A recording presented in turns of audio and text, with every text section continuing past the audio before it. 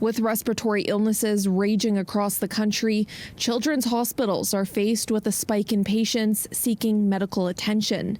But what's driving this troubling trend? And what's even scarier is that they're getting more sick than usual.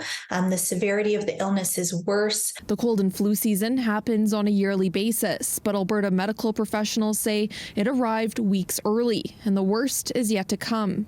If this year is anything like our previous years in viral illness, we have not reached the peak yet.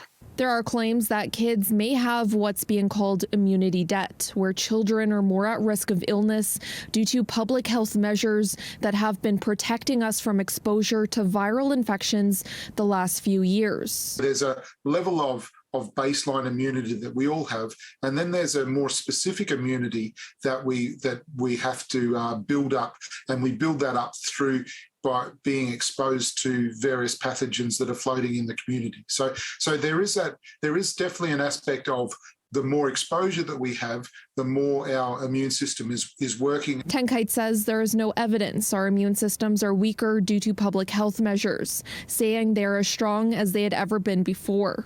There are going to be situations where you won't have been exposed to certain viruses and other pathogens, and because of that lack of exposure, your immune system hasn't then developed immunity for those pathogens.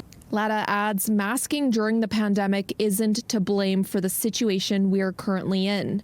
While it's been proven to be effective, she says face coverings were never 100% effective at shielding us from viral infections. During the pandemic, kids in daycare and preschools generally weren't masked because they were too young to be masked. So there was still exposure occurring, during and throughout the pandemic. So bringing back masking, even as a recommendation, would be a really effective mitigation measure because it would reduce the frequency and severity of infections. Children would still be exposed, but they wouldn't be getting as severely ill. Governments are falling short of mandating masks, but some and many healthcare professionals are recommending the use of masks in indoor spaces to help ease pressures on the healthcare system.